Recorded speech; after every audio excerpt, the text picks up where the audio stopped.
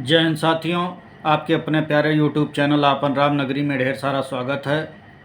साथियों, पिछली वीडियो में हम सभी लोगों ने डॉक्टर बाबा साहब भीमराव अंबेडकर के प्रारंभिक शिक्षा दीक्षा एवं उनके शुरुआती बचपन के जीवन के बारे में चर्चा कर रहे थे कि कैसे उनकी हाई स्कूल की परीक्षा पास होने के बाद चरनी रोड बगीचे में वो अन्य पुस्तकों को पढ़ने के लिए जाया करते थे, जहाँ पर एक प्रसिद्ध मराठी लेखक एवं समाज सुधारक कृष्णाजी अर्जुन केलुस्कर से उनकी भेंट होती है। वे केलुस्कर ही थे जिन्होंने भीम को सर्वप्रथम अपनी नई पुस्तक लाइफ ऑफ गौतम बुद्धा उनके मैट्रिक पास करने पर आयोजित अभिनंदन सभा में दिए थे। इसी पुस्तक ने भीम को आगे चलकर बुद्धिज्म की ओर प्रेरित किया था। यहाँ से भीम का व्यापक अध्ययन प्रारंभ हुआ। बाद में भीम को केलुस्कर से गहरा संबंध स्थापित हो गया और आगे चलकर यही महोदय बड़ौदा महाराज सयाजीराव गायकवाड़ से मदद दिलवाकर उच्च शिक्षा दिलाने में सहायक बने थे। साथियों, पिछली वीडियो में हम लोगों ने यहाँ तक चर्चा की थी। आज की वीडियो में हम लोग उनकी कॉलेज की शिक्षा, विदेश जा कर के उच्च डिग्री ग्रहण करने की जो यात्रा है उसके बारे में आज की वीडियो में चर्चा करेंगे। बाबा साहब के पिताजी सूबेदार रामजी सकपाल भीम को आगे पढ़ाने में आर्थिक रूप से असमर्थ थे, फिर भी वह अपने पुत्र को उच्च शिक्षा दिलाने के प्रबल इच्छुक थे। इस कार्य में केलुस्कर जी ने महत्वपूर्ण भूमिका निभाकर एक कर्तव्यनिष्ठ समाज सुधारक का परिचय दिया था। केलुस्कर जी ने सूबेदार जी की सहमति से भीम को सहायता दिलाने के उद्देश्य से बड़ौदा के महाराजा सयाजीराव गायकवाड़, जो छत्रपति साहू जी महाराजा के समधी थे, के पास लेकर गए।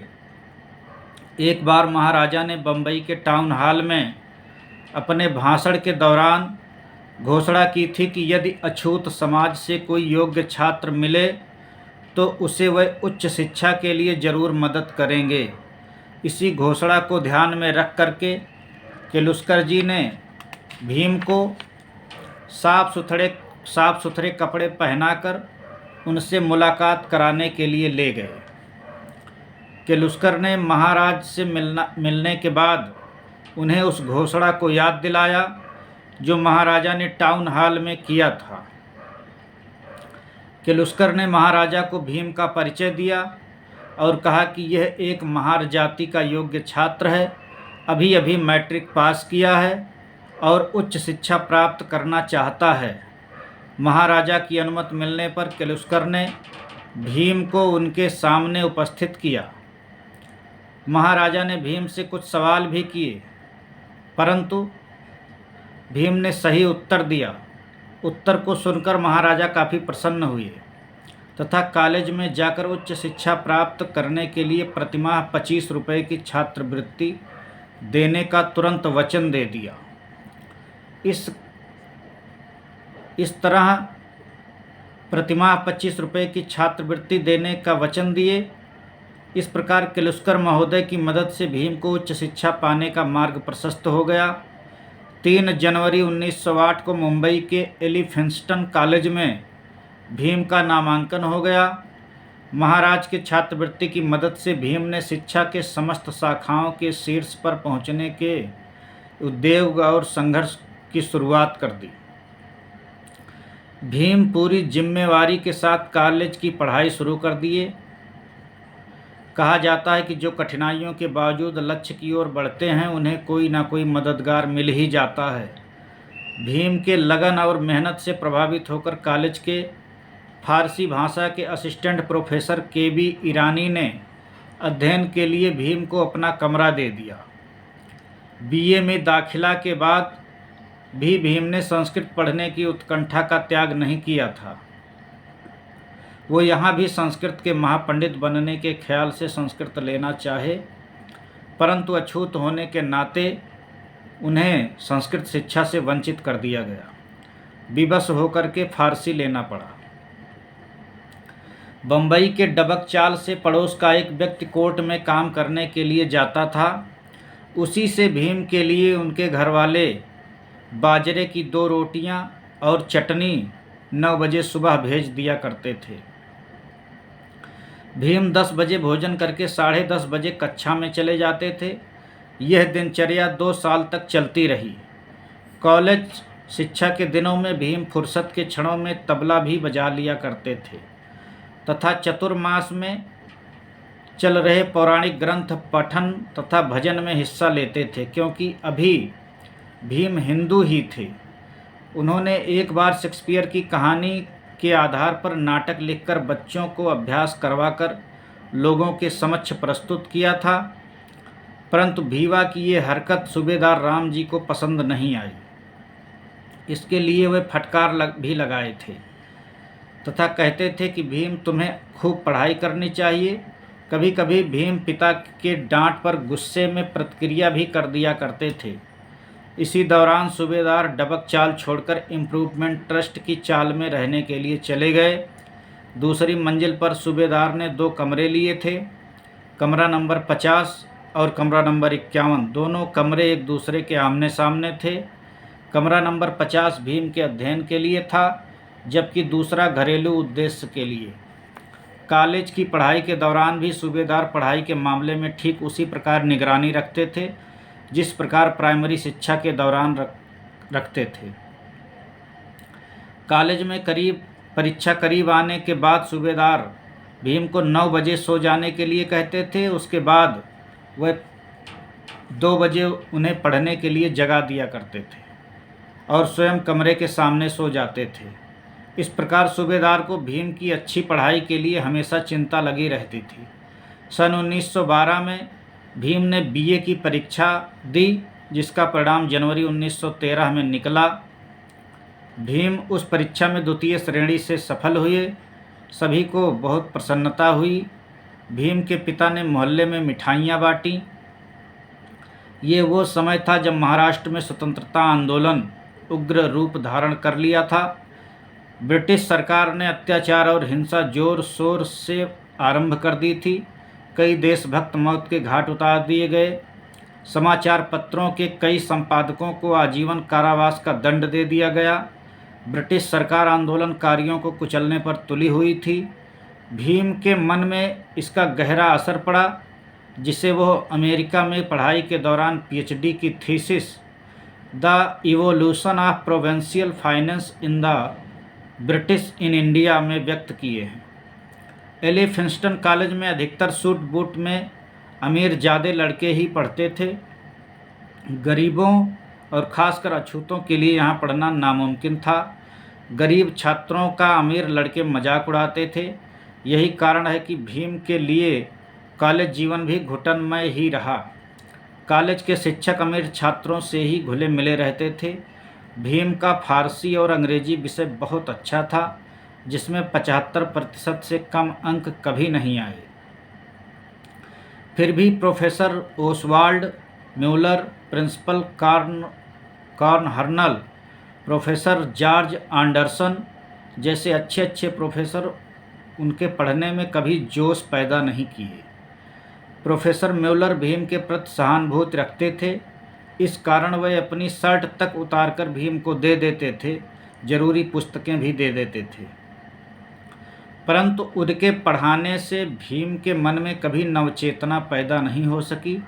इस प्रकार प्राइमरी शिक्षा से लेकर कॉलेज के उच्च शिक्षा का सफ़र भीम ने तय किया। इस दौरान डॉक्टर अम्बेडकर ने अपनी पढ़ाई का सारा श्रेय अपने पिता सूबेदार राम जी को दिया। फौजी होने के कारण सूबेदार राम जी बेहद अनुशासन प्रिय थे। पिता के कठोर अनुशासन से भीम कभी कभी विद्रोह कर देते थे। डॉक्टर अम्बेडकर ने बाद में ये महसूस किया कि यदि वह पिताजी की भावना के अनुरूप पढ़ाई किए होते तो उन्हें बम्बई विश्वविद्यालय की हर परीक्षा में द्वितीय श्रेणी अवश्य मिलती। किंतु उस समय पिता की भावना का वे महत्व तो नहीं समझ पा रहे थे और उनकी अनुशासनबद्धता उन्हीं को बुरा लग रहा था। अमेरिका में उच्च शिक्षा। बीए पास हो जाने के बाद सूबेदार राम जी की इच्छा थी कि भीम को बम्बई में ही नौकरी कर लेनी चाहिए तथा खाली समय में अछूतों के बीच शिक्षा का प्रसार करना चाहिए। परंतु भीम चाहते थे कि उन्हें सयाजीराव गायकवाड़ महाराज की नौकरी करनी चाहिए, क्योंकि उन्होंने बीए की पढ़ाई के लिए आर्थिक सहयोग दिया था। इस पर पिता पुत्र में विवाद तथा मनमुटाव भी पैदा हो गया, परंतु भीम अपने निर्णय पर अटल रहे। उनके कर्तव्य परायणता और कृतज्ञता का बेजोड़ मिसाल प्रस्तुत करते हुए बड़ौदा महाराज को लिखित सूचना दे दिए कि उनके यहाँ नौकरी कर उनका एहसान चुकाना चाहते हैं। बड़ौदा के महाराज ने भीमराव को बड़ौदा बुला लिया। 23 जनवरी 1913 को भीमराव बड़ौदा चले गए और नौकरी ज्वाइन कर लिए। भीमराव की नौकरी पर लगे 9 दिन ही हुए थे कि उनके पिता की बीमारी का उन्हें टेलीग्राम मिला। भीमराव बीमारी संबंधी खबर सुन काफ़ी दुखी हुए। वह छुट्टी लेकर पिता से मिलने चल दिए। भीमराव को घर पहुंचते ही कुछ क्षण के बाद सूबेदार राम जी का देहांत हो गया। वह 2 फरवरी 1913 का दिन था। बड़ौदा के इस 9 दिन की नौकरी के दौरान भीमराव को भेद विभेद के काफ़ी परेशानियों का सामना करना पड़ा। उन्हें कोई निश्चित काम नहीं दिया गया था। उन्हें एक कार्यालय से दूसरे कार्यालय में घूमना पड़ रहा था। सचिवालय के अधिकारी यह निर्णय नहीं ले पा रहे थे कि भीम को क्या काम दिया जाए। फिर भी उन्हें जो काम दिया जाता था वह उसे अविलंब निपटाकर पुस्तकें पढ़ने में मगन हो जाते थे। चूँकि वह अछूत थे, इसलिए वह अन्य कर्मचारियों के साथ मिलजुल कर गप भी नहीं मार पाते थे। भीमराव को बड़ौदा में रहने के लिए कोई अस्थायी जगह या कमरा भी नहीं मिला था। अस्थायी रूप से आर्य समाज के एक कार्यालय में उन्हें रखा गया था। वहाँ से 1.5 मील चलकर ऑफिस आना पड़ता था। पिता का अंतिम संस्कार कर भीमराव पुनः बड़ौदा पहुँचे। उन दिनों महाराज के मन में चल रहा था कि कुछ छात्रों को बड़ौदा संस्थान की ओर से उच्च शिक्षा के लिए अमेरिका भेजा जाए। इस बात को मन में रखकर भीमराव महाराज से मिले तथा अपनी सारी वास्तविकता को उनके सामने रख दिया। महाराज भीमराव के अंग्रेजी ज्ञान और उनके हस्ताक्षर को देखकर बेहद खुश हुए। महाराज ने विभिन्न विषयों पर भीमराव से आधे घंटे तक चर्चा तो किए, परंतु उनकी असुविधा पर कुछ नहीं बोले। इसका भीमराव को काफ़ी बुरा लगा। महाराज ने दूसरे दिन भीमराव को पुनः मिलने को कहा। दूसरे दिन की मुलाकात में महाराज ने भीमराव से पूछा कि तुम किस विषय की पढ़ाई करना चाहते हो।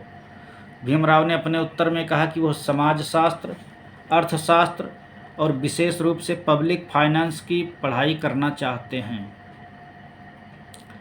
जब महाराज ने भीमराव से पूछा कि वह पढ़ाई करके आगे क्या करना चाहते हैं, तो भीमराव का उत्तर था कि मैं आगे अध्ययन कर अपनी समाज को पतनावस्था से ऊपर उठाना चाहता हूँ।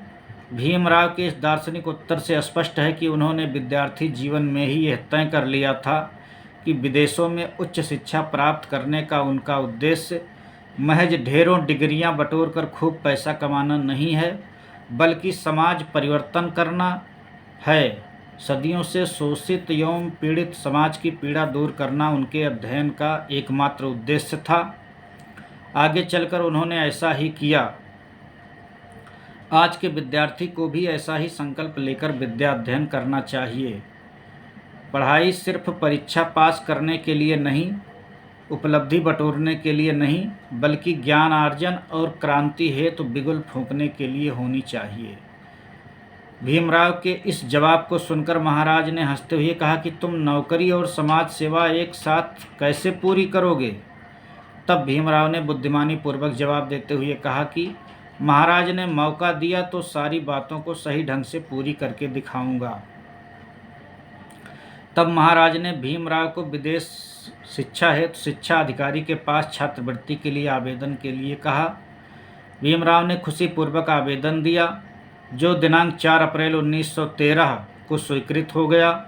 भीमराव ने 18 अप्रैल 1913 को महाराज से पुनः मिलकर छात्रवृत्ति मंजूर करने के लिए उनके प्रति आभार व्यक्त किया। बड़ौदा संस्थान के नियमानुसार छात्रवृत्ति लेकर विदेश शिक्षा ग्रहण करने वाले छात्रों की पढ़ाई समाप्त होने के बाद छात्रवृत्ति की रकम वसूल होने तक संस्था की नौकरी करनी पड़ती थी। इसके लिए भीमराव को एक मेमो ऑफ एग्रीमेंट वायदा पत्र लिखकर देना पड़ा, जिसके अनुसार उन्हें शिक्षा पूरी कर लौटने के बाद बड़ौदा स्टेट में 10 साल नौकरी करनी थी। छात्रवृत्ति का समय 15 जून 1913 से 4 जून 1916 अर्थात 3 साल के लिए तय किया गया। महाराज बड़ौदा ने भीमराव अंबेडकर के लिए संसार के सबसे बड़े विश्वविद्यालय अमेरिका के कोलंबिया यूनिवर्सिटी में नामांकन के लिए पत्र व्यवहार किया। इस विश्वविद्यालय के संबंध में प्रयाग विश्वविद्यालय के वाइस चांसलर अमरनाथ झा, जो भी हाल में ही कोलंबिया विश्वविद्यालय का निरीक्षण करके लौटे थे, ने बताया कि यह विश्वविद्यालय दुनिया का सबसे बड़ा विश्वविद्यालय है, जिसमें उस समय 52,000 छात्र शिक्षा ग्रहण कर रहे थे। संसार के ऐसे सबसे बड़े विश्वविद्यालय में भारत के सबसे निचले स्तर के अछूत समाज के सदस्य एवं निर्धन छात्र के रूप में भीमराव अंबेडकर विद्या अध्ययन के लिए जा रहे थे। यह एक अद्भुत और अद्वितीय मिसाल थी। बाबा साहब डॉक्टर अंबेडकर के लिए प्रथम भारतीय महानायक थे, जिन्होंने विदेशी विश्वविद्यालय में अर्थशास्त्र की डिग्री हासिल किए। अमेरिका जाने की औपचारिकता पूरी होने तक भीमराव को बड़ौदा संस्थान के स्टेट फोर्स में महाराज ने लेफ्टिनेंट पद पर नियुक्त किया। ये पेशा उनके पूर्वजों की पेशा के अनुरूप ही था। इन दिनों भीमराव को कसरत करने और कुश्ती लड़ने का शौक हो गया। लेफ्टिनेंट अंबेडकर बड़ौदा में जैसे तैसे समय काट रहे थे। अंततः वह समय आ ही गया जब भीमराव अमेरिका के लिए रवाना हुए। वह 15 जून 1913 को बम्बई से अमेरिका के लिए रवाना हुए थे। उस समय उनके परिवार की आर्थिक स्थिति काफ़ी खराब थी।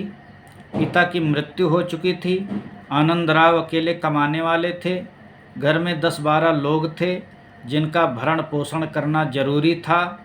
ऐसे में परिवार का खर्च कैसे वहन किया जाए, भीमराव को इसकी चिंता लगी रहती थी। संस्थान की ओर से यात्रा खर्च के साथ 3 माह की छात्रवृत्ति कुल मिलाकर 1963 रुपये उन्हें मिले थे। इसी में से कुछ पैसे अपने खर्च से कटौती कर भीमराव ने अपने परिवार को दे दिए। उन्होंने आवश्यकता पड़ने पर उधार पैसे लेकर खर्च चलाने का सलाह देकर अमेरिका जाने के लिए समुद्री जहाज पर चढ़ गए। दिनांक 20 जुलाई 1913 को दिन सोमवार दोपहर 12 बजे उनकी SS अकोना नामक समुद्री जहाज न्यूयॉर्क पहुंचा। रास्ते में भीमराव ने गौतम बुद्ध के जीवन के संबंध में लिखी पुस्तकों को कई बार पढ़ा। अन्य सारी पुस्तकें भी उन्होंने यात्रा के दौरान पढ़ डाली। समुद्र की यात्रा से जब उन्हें मन उचटता तो पुस्तक लेकर जहाज के केबिन पर आ जाते या कहीं टहल टहलकर पुस्तक अध्ययन करते।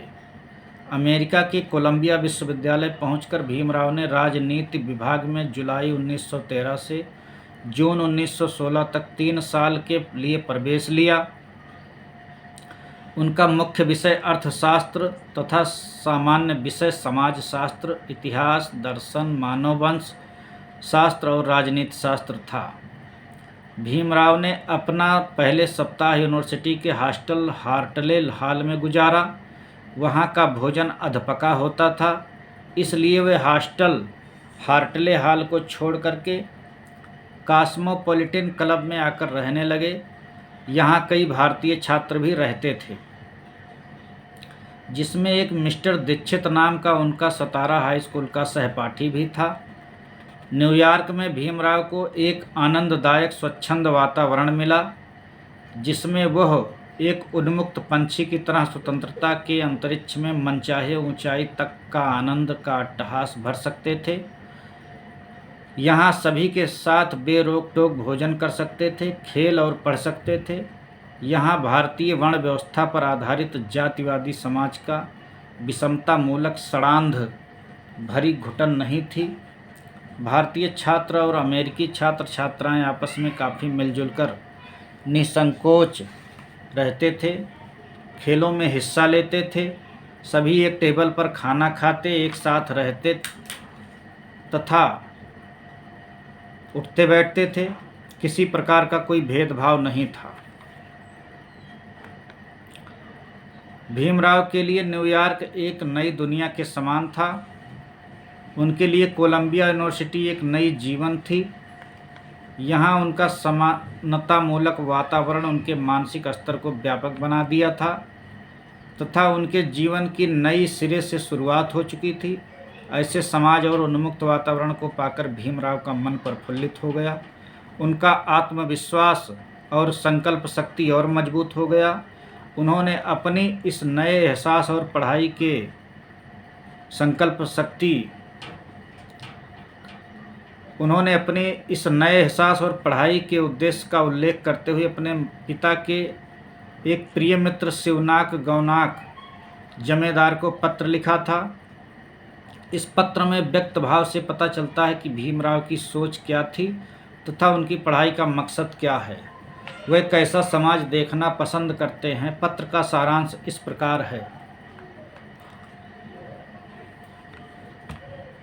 माता पिता बच्चे को न केवल जन्म देते हैं बल्कि उसके कर्म भी बनाते हैं। यदि वह अपने बच्चों से संबंधी ऐसी धारणाओं को विकसित कर लें तो विश्वास रखिए कि हम शीघ्र ही बेहतर कल को देखेंगे। यदि हम लड़कों के साथ साथ लड़कियों की शिक्षा का ध्यान रखें तो हमारी अत्यधिक प्रगति होगी, जिसके परिणाम को आप स्वयं अपनी ही पुत्री से सत्यापित कर सकते हैं। उस समय महार जात में शिवनाक जमींदार की लड़की ही एकमात्र थी जो पढ़ाई कर रही थी, जो चौथी कक्षा में थी। पढ़ा लिखा होकर अपना लक्ष्य बनाइए और आसपास पड़ोस के लोगों में इस संदेश को फैलाइए। भीमराव अंबेडकर को अमेरिका का चकाचौंध प्रभावित नहीं कर सका। वह वहाँ के चमक दमक से हमेशा ही दूर रहते थे। वह कभी रंग मिजाज दोस्तों के दबाव और प्रभाव में नहीं आए। उन्होंने अपने लक्ष्य की पूर्ति के दौरान दूसरों से नाराज होने या खुश होने की तनिक भी परवाह नहीं की। जो छात्र उन्हें पढ़ने वक्त बाधा उत्पन्न करते तथा घूमने फिरने के लिए उकसाते थे, भीमराव ने उनमें से समझने वाले छात्रों को समझाकर और नासमझ छात्र को नाराज कर अथवा अनदेखी कर अपने मार्ग से दूर कर दिया करते थे और इस प्रकार अपना पीछा छुड़ा लिया करते थे। अब भीमराव अम्बेडकर शांत और एकांत रहते थे। उनका मानना था कि केवल उपाधियां प्राप्त करने से कोई लाभ नहीं है। यदि मैंने सभी विषयों का बुनियादी अध्ययन किया तभी मैं विश्व के विद्वानों की कतार में खड़ा हो सकता हूँ। केवल उपाधियां प्राप्त करने के लिए पढ़ाई करता रहा तो सामान्य जीवन व्यतीत करते रहना पड़ेगा। कोलंबिया विश्वविद्यालय आने के बाद भीमराव ने 4-5 माह कुछ खास पढ़ाई नहीं की, लेकिन बाद में कर्तव्यबोध होते ही उन्होंने प्रत्येक दिन 16 से 18 घंटे पढ़ाई करने का अभ्यास मात्र 6 माह में ही विकसित कर लिया। भीमराव अधिकतर रात में पढ़ाई किया करते थे क्योंकि रात का समय शांत होता है। यूनिवर्सिटी की लाइब्रेरी में भी वह अधिक समय दिया करते थे। अध्ययन के बाद उन्हें जो समय मिलता था उससे वे किताबों की दुकानों को ढूंढने में लगाते थे। आर्थिक तंगी के कारण वे प्रायः पुरानी किताबों को ही ढूंढा करते थे। न्यूयॉर्क में भीमराव ने लगभग 2000 पुरानी पुस्तकें खरीदी थीं। भीमराव अंबेडकर चाय के बहुत शौकीन थे, परंतु समय नष्ट ना हो इस बात का ख्याल कर मित्रों द्वारा दिए गए चाय की दावत को भी ठुकरा देते थे। अधिक पढ़ाई के कारण इन्हीं दिनों उनकी आंखों पर चश्मे भी चढ़ गए। कोलंबिया के प्रोफेसर में भीमराव को प्रोफेसर सेलिंगमैन से विशेष लगाव था। अवसर मिलने पर वे प्रोफेसर सेलिंगमैन के निवास स्थान पर जाते और उनसे भिन्न भिन्न विषयों पर वार्तालाप करते थे। जब भीमराव ने प्रोफेसर सेलिंगमैन से एक बार पूछा कि रिसर्च के तरीके क्या होने चाहिए तो इसके उत्तर में उन्होंने कहा कि तुम अपना काम जारी रखो, तुम्हें अपने आप समझ में आ जाएगा कि शोध कार्य किस प्रकार से किया जाता है, अर्थात गंभीर अध्ययन और चिंतन करते जाओ, तुम्हें शोध की विधि स्वतः मालूम हो जाएगी। इसका आशय है कि शोध का कोई एक अस्थायी विधि नहीं होती है। प्रत्येक शोधार्थी को शोध की अपनी विधि विकसित करनी चाहिए। वह सिर्फ गंभीर अध्ययन करते जाए, उसे स्वतः सम्यक मार्ग मिलता जाएगा। डॉक्टर अम्बेडकर के संघर्षशील और परिश्रमी होने के कारण वहाँ के सभी छात्र उनका सम्मान करते थे। गोरा, तगड़ा, तंदुरुस्त और आकर्षक होने के कारण वे अमेरिकी छात्रों में घुल मिल जाया करते थे। अमेरिका में भीमराव के सबसे प्रगाढ़ मित्र थे मिस्टर C.S. डेओल, जिनके साथ बैठकर वे विभिन्न विषयों पर बहुत देर तक चर्चा किया करते थे। 2 वर्षों के कठिन परिश्रम और संयम के परिणाम स्वरूप भीमराव अम्बेडकर अंततः एमए की परीक्षा में अच्छे अंकों से सफल हुए। उन्हें 2 जून 1915 को एंशियंट इंडियन कॉमर्स नामक थीसिस के लिए एमए अर्थशास्त्र की उपाधि प्रदान की गई। 9 मई 1916 को भीमराव ने डॉक्टर गोल्डन वीजर के एंथ्रोपोलॉजी सेमिनार में caste in India their mechanism, genesis and development पर एक शोध पत्र पढ़ा।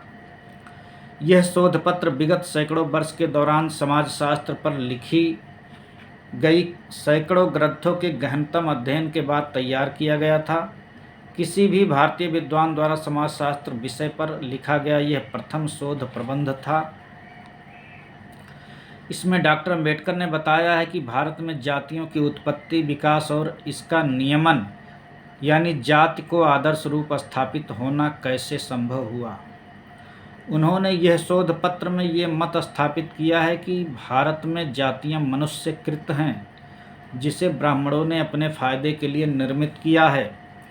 यह सर्वविदित है कि भीमराव अम्बेडकर के पढ़ाई का मकसद सिर्फ परीक्षाएं पास करना और उपाधियां बटोरना नहीं, बल्कि एक विशेष उद्देश्य की प्राप्ति था।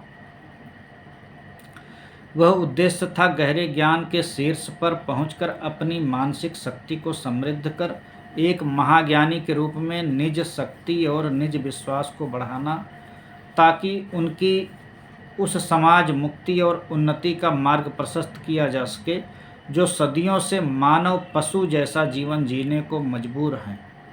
यही कारण है कि भीमराव अपने निर्धारित लक्ष्य से कभी नहीं भटके।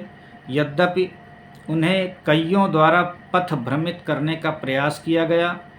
उन दिनों अर्थात 1914 में भारत के प्रसिद्ध राजनीतिज्ञ और स्वतंत्रता संग्राम सेनानी लाला लाजपत राय न्यूयॉर्क आए हुए थे।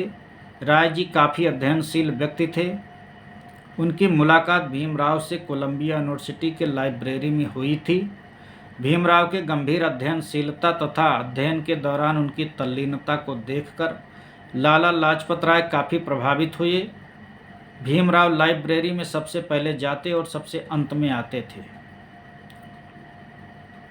जब तक लाइब्रेरियन उन्हें आग्रह नहीं करते कि अब लाइब्रेरी बंद करने का समय हो गया है, कृपया जाएं, तब तक भीमराव गहन अध्ययन में डूबे रहते। वह लाला लाजपत राय के सामने की टेबल पर ही बैठते थे। एक बार स्वयं लाला जी ने उनके उस अध्येता छात्र भीमराव के पास जाकर अपना परिचय दिया। भीमराव का परिचय पाकर लाला लाजपत राय बेहद खुश हुए। प्रोफेसर सेलिंगमैन और लाला जी में काफ़ी दोस्ती थी। एक बार लाला जी और भीमराव आपस में बातें कर रहे थे तो उसी समय प्रोफेसर सेलिंगमैन भी आ पहुँचे। उन तीनों की अर्थशास्त्र और समाजशास्त्र के अलग अलग विषयों पर काफ़ी चर्चा हुई। इन विषयों में भीमराव के गंभीर ज्ञान की लाला जी ने काफ़ी प्रशंसा की। प्रोफेसर सेलिंगमैन ने लाला जी से कहा कि भीमराव भारतीय छात्रों ही नहीं बल्कि अमेरिकी छात्रों में भी उच्च कोटि का छात्र है। लाला जी की नज़र भीमराव पर गड़ चुकी थी। वह इन्हें गदर पार्टी के कार्यकर्ताओं से मिलकर Indian home rule league of America नामक संस्था से जोड़ना चाहते थे। लाला जी इस संगठन की स्थापना भारत में राजनीतिक स्वतंत्रता का आंदोलन अमेरिका में चलाने के लिए किए थे। भीमराव को इस आंदोलन में शामिल करने के लिए लाला जी ने काफ़ी प्रयास किया तथा काफ़ी तर्क वितर्क किए, लेकिन भीमराव टस से मस नहीं हुए। उनका निर्णय अटल था, अपने उद्देश्य के प्रति पूर्ण समर्पित था। भीमराव ने लाला जी को चुभने वाला जवाब दिया कि आप लोग अपनी राजनीतिक गुलामी को हमारे ही सहारे दूर करना चाहते हो और दूसरी तरफ अछूतों को अपनी दासता से दबाए भी रखना चाहते हो।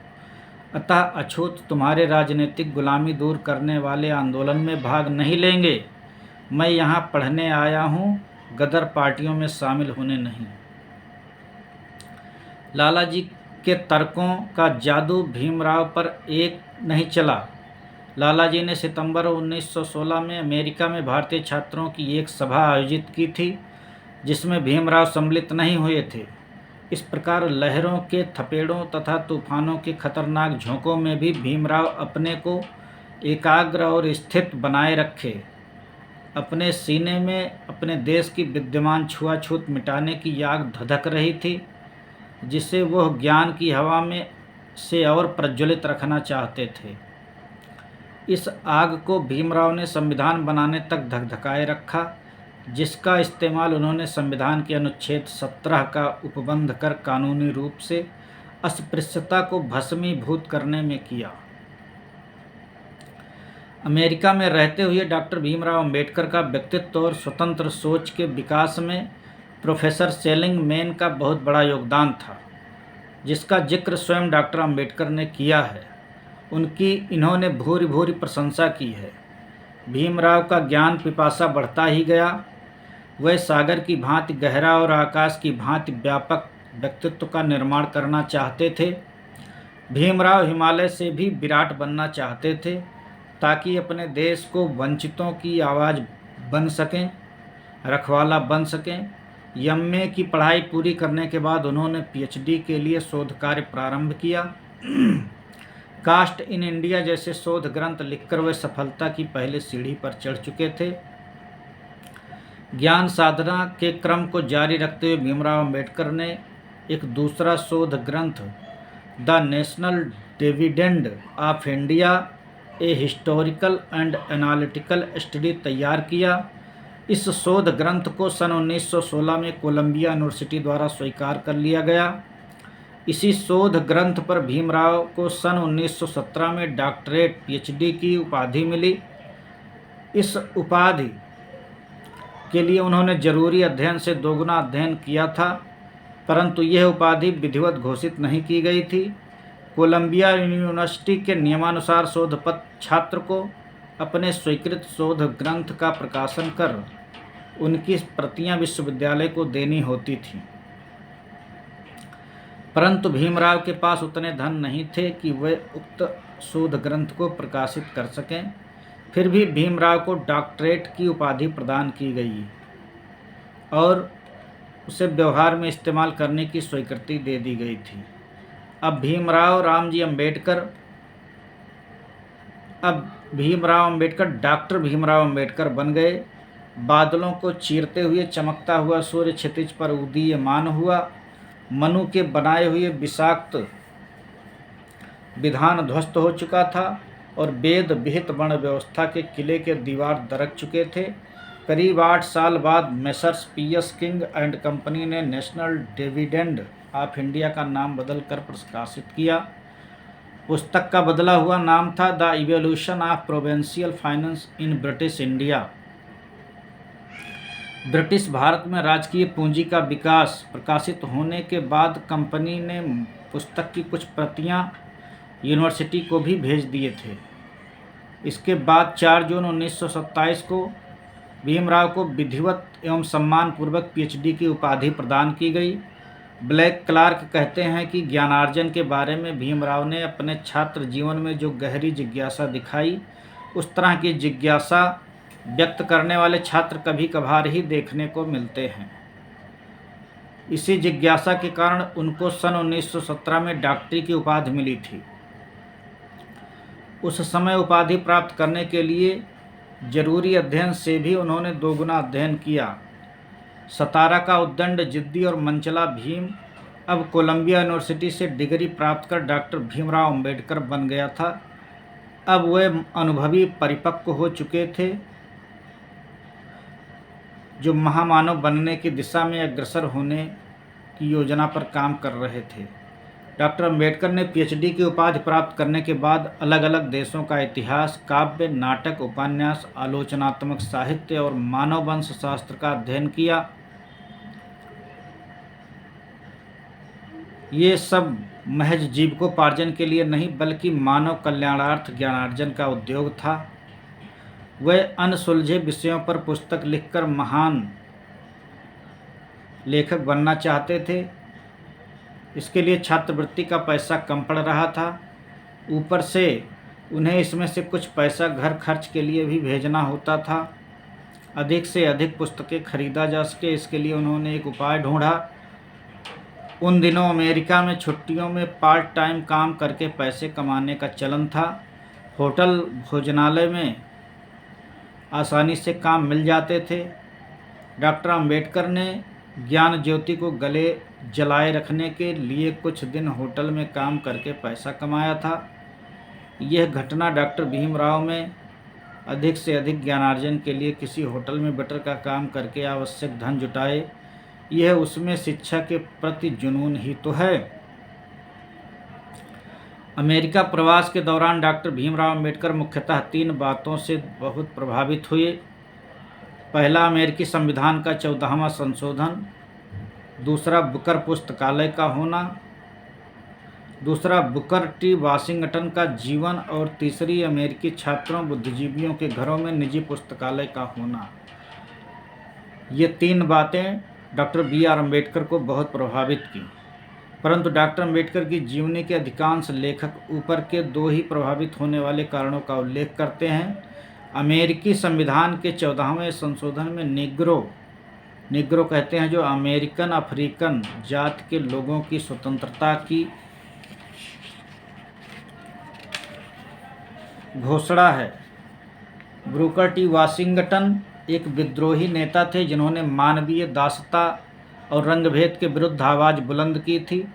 वो एक ऐसे संस्थान के संस्थापक थे जिसमें निग्रो लोगों को मन, मस्तिष्क और हाथों की शिक्षा दी जाती थी। निग्रो लोग सदियों से शारीरिक, मानसिक और आर्थिक गुलामी के जंजीर में जकड़े हुए थे, जिसे वाशिंगटन ने तोड़ा था। उनकी मृत्यु 1915 में हुई थी। आगे चलकर डॉक्टर भीमराव अंबेडकर ने अमेरिकी संविधान के 14वें संशोधन की तरह भारतीय संविधान में अनुच्छेद 17 का प्रावधान किया, जो अस्पृश्यता निवारण संबंधी संवैधानिक प्रावधान है। आगे चलकर डॉक्टर अंबेडकर वाशिंगटन की तरह शोक संतप्त मानवता के कल्याण के लिए आजीवन संघर्ष करते रहे हैं। तीसरी बातें जिससे डॉक्टर भीमराव अंबेडकर अमेरिका में प्रभावित थे, वह था वहाँ के लोगों में पुस्तक प्रेम। जब डॉक्टर भीमराव अंबेडकर अपने बराबरी के दोस्तों और अध्यापकों के आवास पर जाते तो उनके ड्राइंग रूम में बहुत सारे सजावटपूर्ण मनमोहक चीज़ें रखी होती थीं, जिसे वह देखते निहारते थे। परंतु भीमराव को जो प्रभावित किया वो था उनका निजी पुस्तकालय। डॉक्टर अंबेडकर के मन में ऐसे ही निजी पुस्तकालय विकसित करने का आकर्षण पैदा हुआ। उन्हें महसूस हुआ कि उनके पास भी पुस्तकों का संग्रह होना चाहिए। आगे चलकर डॉक्टर अंबेडकर के पास पुस्तकों की इतनी विशाल संग्रह हो गई कि उसे रखने के लिए बम्बई, दादर और अपने विशाल भवन राजगृह में एक विशाल कक्ष बनवाना पड़ा। यह उनका निजी पुस्तकालय था, जो एशिया महादेश का सबसे बड़ा निजी पुस्तकालय था। इसमें पुस्तकों की संख्या 50,000 थी। ऐसे महान अध्येता पर भारत की ही नहीं, अमेरिका को भी गर्व होता है। यही कारण है कि कोलंबिया यूनिवर्सिटी ने 24 अक्टूबर 1995 में डॉक्टर भीमराव अंबेडकर की मूर्ति का अनावरण किया। जब डॉक्टर अंबेडकर ने आज़ाद भारत का संविधान लिखा तो 3 जून 1952 को अमेरिका की कोलंबिया यूनिवर्सिटी के तत्कालीन अध्यक्ष जनरल आइजन हावर ने अपने हाथों से भारतीय संविधान के प्रारूप तैयार करने और डॉक्टर अंबेडकर को उनके सम्मान में LL.D.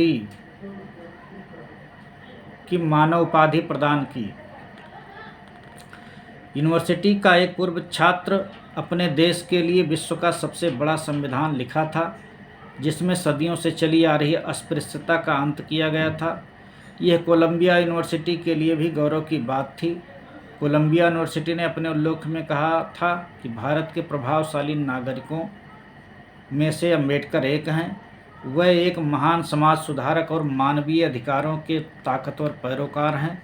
इसके एक साल बाद ही 1953 में उस्मानिया यूनिवर्सिटी हैदराबाद ने डॉक्टर अम्बेडकर को उनकी असाधारण प्रतिभा, मानवता की अद्भुत सेवा तथा योग्यतम अधिवक्ता के लिए उन्हें डी.लिट की उपाधि प्रदान की। जिस शोध प्रबंध को प्रस्तुत कर डॉक्टर भीमराव अम्बेडकर ने पीएचडी की उपाधि प्राप्त की थी, वह उनको ख्याति के शीर्ष पर पहुंचा दिया था। उनका भविष्य इस शोध प्रबंध ने उज्ज्वल कर दिया, क्योंकि काफ़ी अनुसंधान और परिश्रम से रचा गया शोध ग्रंथ था। उनके सम्मान में कोलंबिया यूनिवर्सिटी के कला संकाय के प्रोफेसरों और छात्रों ने एक शानदार डिनर पार्टी दी। ये अमेरिकी युवा, जिनके पूर्वजों ने नीग्रो जाति के गुलामी को दूर रखने के लिए संघर्ष किए थे, वह डॉक्टर भीमराव अम्बेडकर की सफलता पर खुशियां मना रहे थे। इस शोध ग्रंथ को डॉक्टर भीमराव अम्बेडकर ने महाराजा सयाजीराव गायकवाड़ को समर्पित किया था। यह समर्पण महाराजा द्वारा भीमराव को विद्या अध्ययन में किए गए योगदान के लिए कृतज्ञता के प्रति स्वरूप था। दूसरी एक कॉपी महाराज को डॉक्टर भीमराव अम्बेडकर ने भेंट की थी। इस शोध ग्रंथ की भूमिका प्रोफेसर एडमिन सेलिंगमैन ने की थी। इस पुस्तक का महत्व इतना था कि ब्रिटिश काल में बजट के दौरान भारतीय विधान परिषद और सेंट्रल असेंबली के सभी सदस्यों के हाथ में गाइड के रूप में यह शोध ग्रंथ था। यह शोध ग्रंथ अर्थशास्त्र और उद्योग शोधार्थियों के लिए महत्वपूर्ण मार्गदर्शक ग्रंथ था। कोलंबिया यूनिवर्सिटी से 2 उपाधियां प्राप्त कर लेने के बाद डॉक्टर भीमराव अम्बेडकर के मन में अर्थशास्त्र के अन्य समस्याओं पर शोध पत्र लिखकर उपाधि प्राप्त करने की प्यास और तीव्र हो गई। अब वे लंदन यूनिवर्सिटी की ओर रुख करना चाहते थे। इसी दौरान उनके मन में कानून की पढ़ाई पर बैरिस्टर बनने की चाहत पैदा हुई। इसके पीछे भीमराव का उद्देश्य था बड़ौदा संस्थान से कर्ज मुक्त होते ही स्वतंत्र पेशा अपनाकर समाज सेवा करना। परंतु इसके लिए उन्हें कम से कम 2 साल की छात्रवृत्ति की अवधि विस्तार की आवश्यकता थी। बड़ौदा संस्थान की छात्रवृत्ति 3 साल के लिए थी और वह 1916 जून में समाप्त होने वाली थी। इसलिए डॉक्टर अम्बेडकर ने लंदन विश्वविद्यालय में आगे की पढ़ाई कर उपाधि प्राप्त करने के लिए उद्देश्य से 2 साल की छात्रवृत्ति अवधि विस्तार के पास भेज दिया गया। परंतु शिक्षा विभाग के अधिकारियों ने भीमराव के आवेदन को अस्वीकृत कर दिया। परंतु भीमराव ने हिम्मत नहीं हारा और प्रोफेसर सेलिंगमैन से विस्तृत सिफारिश लिखवाकर दोबारा निवेदन पत्र महाराज बड़ौदा को भेजा। इस बार महाराजा ने 1 साल के लिए भीमराव की छात्रवृत्ति स्वीकार कर लिए और दूसरे साल की छात्रवृत्ति को विचाराधीन रखा। भीमराव का संकल्प अटल था, चाहे जो भी बाधा सामने आए, चाहे जितना भी कष्ट उठाना पड़े, अपने बल पर ही लंदन की पढ़ाई पूरी करूंगा। भीम के इस संकल्प के साथ डॉक्टर अम्बेडकर बड़ौदा संस्थान के संबंधित छात्रवृत्ति संबंधी मामले के इंतजार किए बगैर न्यूयॉर्क से लंदन प्रवास कर दिए। मई 1916 को डॉक्टर अम्बेडकर लंदन के लिवरपूल बंदरगाह पहुँचे। उन दिनों यूरोप, अमेरिका और लंदन आदि देशों में भारतीय छात्र भारत की आज़ादी के आंदोलन में काम कर रहे थे। वह सब गदर पार्टी के सदस्य थे। जब भीमराव बंदरगाह पर पहुंचे तो उनके चारों ओर पुलिस घिर गई और उनका जांच पड़ताल शुरू कर दी कि कहीं यह व्यक्ति गदर पार्टी का सदस्य तो नहीं है। भीमराव ने अपना पूरा परिचय दिया। फिर भी पुलिस ने अपनी जांच का काम पूरा किया। जांच होने के बाद भीमराव लिवरपूल से लंदन स्टेशन के लिए रेलगाड़ी पर बिना टिकट के लिए ही जल्दबाजी में सवार हुए। क्योंकि उनके पास टिकट के लिए पैसे नहीं थे, संयोग से यात्रा के दौरान कोई टिकट चेक करने वाला नहीं आया। भीमराव पूरे स्वविश्वास के साथ प्लेटफार्म पर उतरे, टैक्सी ली और इंडिया हाउस के लिए चल दिए। टैक्सी का भाड़ा इंडियन हाउस का सेक्रेटरी ने चुकाया। इधर बड़ौदा संस्थान द्वारा छात्रवृत्ति स्वीकृत किए जाने यूनिवर्सिटी के अर्थशास्त्र प्रोफेसर एडविन कानन और सिडबी वेब के साथ परिचय हुआ। कोलंबिया यूनिवर्सिटी के प्रोफेसर सीगर ने भीमराव की विद्वता और अध्ययनशीलता में जो विद्वता हासिल की है वो किसी प्रोफेसर से भी ज़्यादा है, ने इस परिचय पत्र की सच्चाई की जांच भी की, जिसमें भीमराव 100% खरे उतरे। प्रोफेसर सेलिंगमन ने अपनी विधान भवन संबंधी सिडनी वेब को परिचय पत्र लिखा और सिफारिश की थी कि वे भीमराव को लंदन के अलग अलग ग्रंथालयों में प्रवेश दिलवा देंगे। साथ ही उन्होंने लिखा था कि भीमराव एक विशिष्ट विद्यार्थी एवं अच्छे, विनम्र, व्यापक बुद्धि वाले योग्य साथी भी हैं और मुझे ज्ञात है कि आप उनके शोध कार्य के अध्ययन में योगदान करके अवश्य प्रसन्नता अनुभव करेंगे। भीमराव ने अक्टूबर 1916 में London school of economics and political science में शोधार्थी के रूप में प्रवेश लिया। चूँकि भीमराव ने अमेरिका में अर्थशास्त्र का गहन अध्ययन किया था, इस आधार पर और प्रोफेसर एडविन कानन के अनुशंसा के स्वीकार पर बीएससी की परीक्षा में बैठे वगैरह एमएससी की परीक्षा में बैठे ने की अनुमति प्रदान कर दी, जिसके लिए पूर्व में ही भीमराव ने आवेदन कर अनुमति मांगी थी। उन्होंने बैरिस्टरी की पढ़ाई के लिए ग्रेज इन में भी 11 नवंबर 1916 को अपना नाम दर्ज करवा लिया है। भीमराव ने provincial decentralisation of imperial finance in British India नाम का शोध प्रबंध लिखकर एमएससी की उपाधि के लिए कठिन परिश्रम करना शुरू कर दिया। वे प्रतिदिन सुबह 8 बजे से लेकर रात में 2 बजे तक गहन अध्ययन किया करते थे। बीच में 2 घंटे भोजन और आराम के लिए खर्च करते थे। लंदन स्कूल, ब्रिटिश म्यूजियम और इंडिया ऑफिस के कार्यालयों में जोरदार अध्ययन शुरू कर दिए। इधर भीमराव की छात्रवृत्ति की अवधि समाप्त हो रही थी। डॉक्टर अम्बेडकर के प्रोफेसरों और बड़ौदा संस्थान व्यवहार के बारे में निगरानी रखने वाले अमेरिका में नियुक्त एक अधिकारी डॉक्टर एच.सी. वपन्स के जोरदार सिफारिश के बावजूद भी बड़ौदा संस्थान ने अगले 2 साल के लिए भीमराव का छात्रवृत्ति नहीं बढ़ाया। भीमराव को बड़ी ही निराशा हुई। 5-6 माह के बाद उनका provincial decentralisation of imperial finance in bar at law करना चाहते थे। इसके लिए उन्हें 2 साल का छात्रवृत्ति अनुदान मिलना था, परंतु संस्थान द्वारा छात्रवृत्ति प्रदान न करने का निर्णय लिया जा चुका था।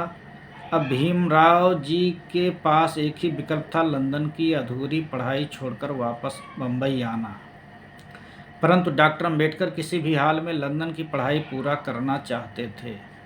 इसके लिए उन्होंने विश्वविद्यालयों को आवेदन दिया कि उनकी पढ़ाई में जो रुकावटें आ रही हैं उसे साफ करने के लिए कुछ साल बाद पुनः पढ़ाई पूरी करने 18 जुलाई 1917 को विश्वविद्यालय सीनेट के भीमराव के इस आवेदन को स्वीकार कर लिया गया तथा 4 साल के भीतर अपनी बाधित पढ़ाई को पूरी कर लेने का उनके लिए निर्देश दिया गया।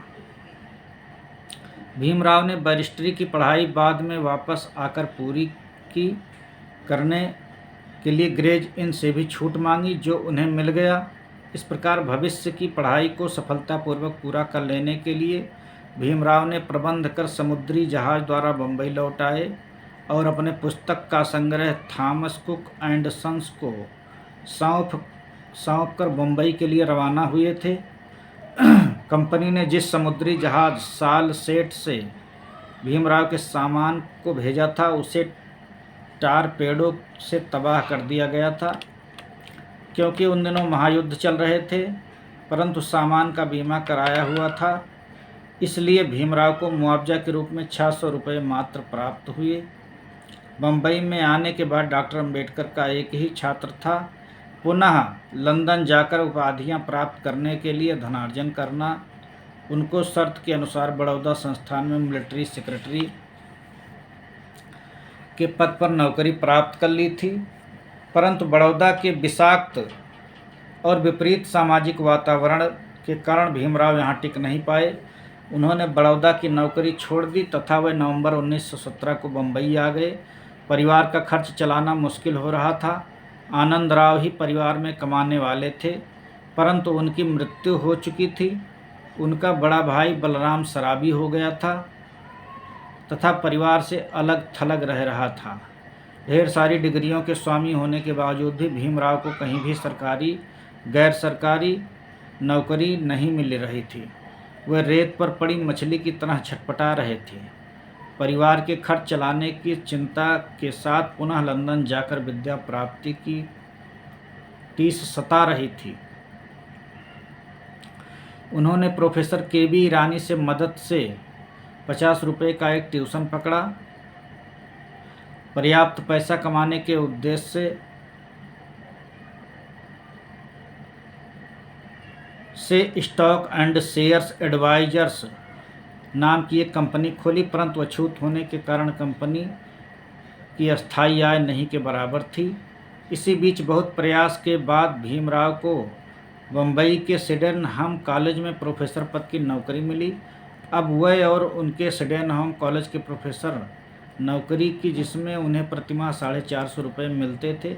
डॉक्टर अम्बेडकर ने लंदन में 2-3 साल के खर्च कर लिए 1950 पाउंड रुपये जमा किए, जिसमें से 500 पाउंड लगभग 8500 अपने लंदन के खर्च के लिए और शेष परिवार के खर्च के लिए रखे। कुछ सहायता डॉक्टर अम्बेडकर ने साहू जी महाराज से ली और 5000 रुपये अपने फारसी मित्र नवला भथेना से कर्ज के रूप में ली। डॉक्टर अम्बेडकर 5 जुलाई 1920 को बम्बई से सिटी ऑफ एक्सचेंज जहाज से लंदन के लिए पुनः रवाना हुए। डॉक्टर अम्बेडकर के जीवन का मुख्य ध्येय था सामाजिक सेवा, व्यवस्था परिवर्तन। उनका मानना था कि दबे कुचले वर्ग में न केवल शिक्षा का प्रसार बल्कि उनमें सामाजिक, राजनीतिक, आर्थिक और धार्मिक जागृति पैदा करना अति आवश्यक है। इसके लिए उन्हें ऐसी पढ़ाई करनी होगी जिससे वह नौकरी के बंधन से मुक्त रहकर स्वतंत्र पेशा अपना सकें तथा सामाजिक क्रांति का मशाल भी जलाते रहें। इसके लिए उन्हें बैरिस्ट्री की उपाधि लेना जरूरी था। साथ ही उन्होंने विभिन्न मुद्दों पर पुस्तक लेखन की भी योजना बनाई। लंदन जाकर पढ़ाई पूरी करने के लिए डॉक्टर अम्बेडकर ने आवश्यक राशि तो जुटाया ही था, कोल्हापुर के महाराजा छत्रपति साहू जी महाराज भी उन्हें 1500 रुपये मदद दे दी थी। इस प्रकार उन्होंने 20 सितंबर 1920 को पुनः लंदन स्कूल ऑफ इकोनॉमिक्स में MSc डिग्री के लिए तथा ग्रेज इन में बैरिस्ट्री की डिग्री के लिए अपना नाम दर्ज करवाए। उन्होंने MSc के साथ DSc के लिए भी गंभीर तैयारी शुरू किया। भीमराव अम्बेडकर ने इसके लिए कठिनतम और अति गंभीर अध्ययन प्रारंभ किया। वह अपने मकान मालिक लैंड एंड द्वारा दिए हुए नाश्ता करके लाइब्रेरी में जाकर बैठ जाते थे। मकान मालिक बड़े ही तीखे और कटु स्वभाव वाली वृद्ध महिला थी। वह एक गंभीर महिला थी जो नाश्ते में मछली का एक टुकड़ा, जैम लगा एक पाव रोटी और 1 कप चाय देती थी। दोपहर 1 कप कॉफ़ी और 1 पाव रोटी का लंच देते थे और लाइब्रेरी बंद होने तक गहन अध्ययन करते रहते थे तथा साथ साथ महत्वपूर्ण नोट भी बनाते थे। उन्होंने लंदन यूनिवर्सिटी की general library, gold Smith library of economics literature, British museum की लाइब्रेरी और इंडिया ऑफिस की लाइब्रेरी जैसे बड़े और सुप्रसिद्ध 4 लाइब्रेरीज डॉक्टर अम्बेडकर लाइब्रेरी खुलने से पहले ही दरवाजे पर जाकर खड़े हो जाते थे और लाइब्रेरी के दरवाजे खुलते ही आवश्यक और चाही गई पुस्तकों का संग्रह कर पाना संग्रह कर पढ़ने बैठ जाते थे। ऐसा कोई भी व्यक्ति नहीं था जो इतना समय लाइब्रेरी में व्यतीत करता था। सभी लोग इनकी अध्ययनशीलता और अध्ययन के करने के क्षमता पर हैरान होते थे। उस समय विदेशों में पढ़ाई के लिए जाने वाले अधिकांश भारतीय छात्र उच्च वर्णीय तथा धनी होते थे। इनका अधिकांश समय रंग रास आमोद प्रमोद तथा हास परिहास में व्यतीत होता था, परंतु डॉक्टर अम्बेडकर ने सबसे कीचड़ में कमल की भांति अप्रभावित थे। वह अपने लंदन प्रवास का एक एक क्षण का सदुपयोग कर रहे थे। एक बार डॉक्टर अम्बेडकर ने विश्वविद्यालय के परंपरा अनुसार स्टूडेंट यूनियन भारत की जनतांत्रिक सरकार की जिम्मेवारी विषय पर निबंध लिखकर पढ़ा था, जो काफ़ी चर्चा का विषय बना। इस संबंध में डॉक्टर अम्बेडकर ने चुभने और खटकने वाले सवाल उठाए थे। यूनिवर्सिटी के छात्रों और अध्यापकों के बीच बहस छिड़ गई। हेराल्ड लास्की जैसे बड़े राजनीतिक विचारक को भी इस प्रकार कटु टिप्पणी करनी पड़ी। डॉक्टर अम्बेडकर ने अध्ययन और शोध के दौरान हमेशा मूल्य ग्रंथों का संदर्भ के रूप में उपयोग किया। जो मूल ग्रंथ पुस्तकालय में नहीं होते उसे वे बाजार से खरीद लाते। वह संदर्भ के लिए सरकार की मूल रिपोर्ट का ही इस्तेमाल करते थे। इस प्रकार सभी प्रकार के झंझावतों और मुसीबतों का सामना करते हुए उन्होंने अर्थशास्त्र में डीएससी का शोध प्रबंध पूरा कर लिया। जून 1921 में अर्थशास्त्र इन ब्रिटिश इंडिया नामक उनका शोध प्रबंध स्वीकार कर लिया गया।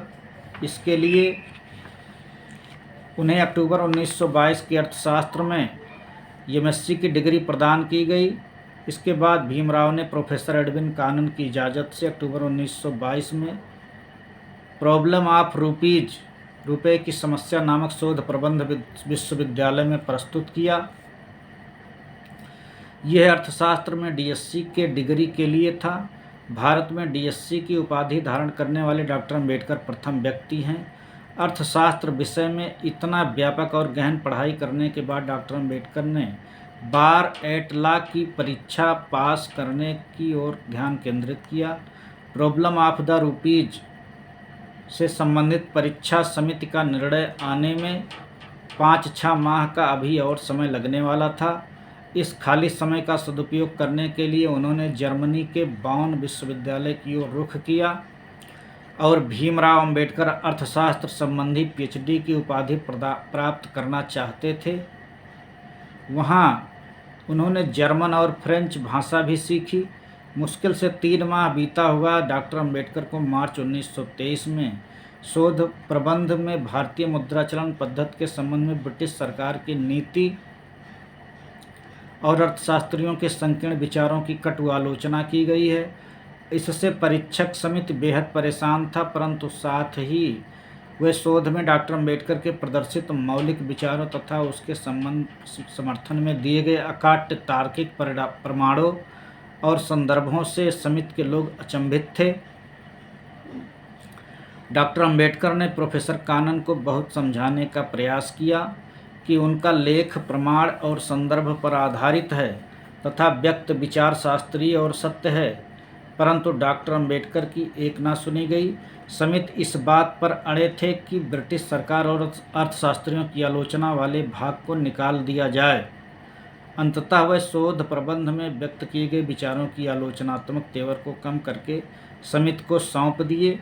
प्रोफेसर कॉनन ने भी डॉक्टर अम्बेडकर को समझाया कि उनका शोध ऐतिहासिक और महत्वपूर्ण है, इसमें कोई संदेह नहीं है, परंतु प्रबंध में दिए गए तथ्यों को जस का तस रखते हुए और निष्कर्षों में बगैर छेड़छाड़ किए हुए अलग ढंग से प्रस्तुत किया जा सकता है।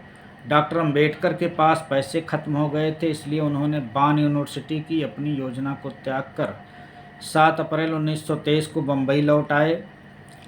वह संबंधित शोध प्रबंध को अलग ढंग से लिखकर अगस्त 1923 में बम्बई से लंदन विश्वविद्यालय को भेज दिए, जिसे स्वीकारते हुए यूनिवर्सिटी ने डॉक्टर अम्बेडकर को नवंबर 1923 में डीएससी की उपाधि प्रदान की। इसकी सूचना उन्हें टेलीग्राम से प्राप्त हुई, जिसे पाकर वे बेहद खुश हुए। उनका वर्षों का कठिन परिश्रम साकार हुआ। रमाबाई भी बेहद खुशी से फूली नहीं समा रही थीं तथा इसका इजहार उन्होंने स्नान कर अपने कुल देवता की पूजा करके की।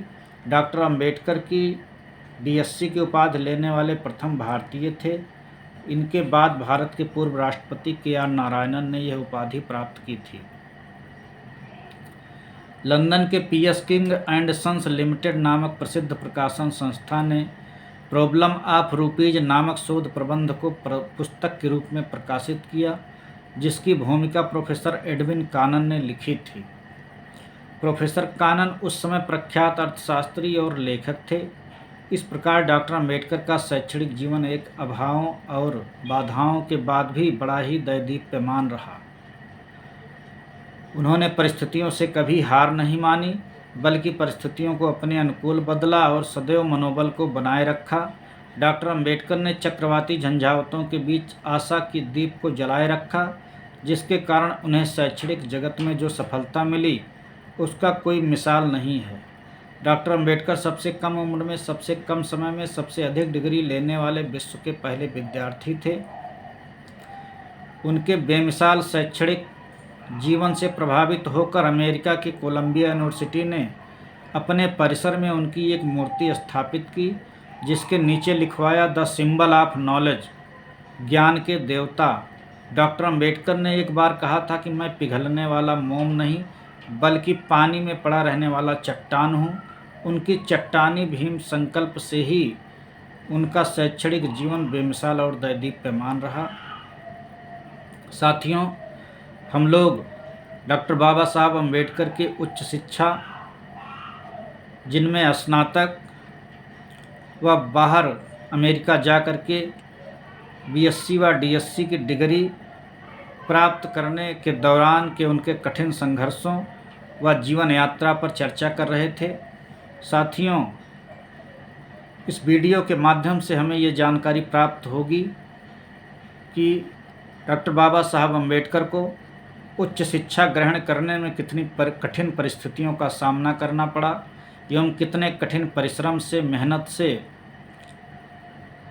उन्हें उच्च कॉलेज में दाखिला एवं निरंतर मेहनत से उतनी ऊंची डिग्री प्राप्त हो सकी। साथियों, हमें उम्मीद है आपको इस वीडियो के माध्यम से एक अच्छी जानकारी प्राप्त होगी। आप अपना अनुभव कमेंट बॉक्स में ज़रूर साझा करिएगा। साथियों, यदि वीडियो आपको अच्छे लगे तो इसे लाइक करिएगा, शेयर करिएगा, कमेंट करिएगा। बहुत बहुत धन्यवाद।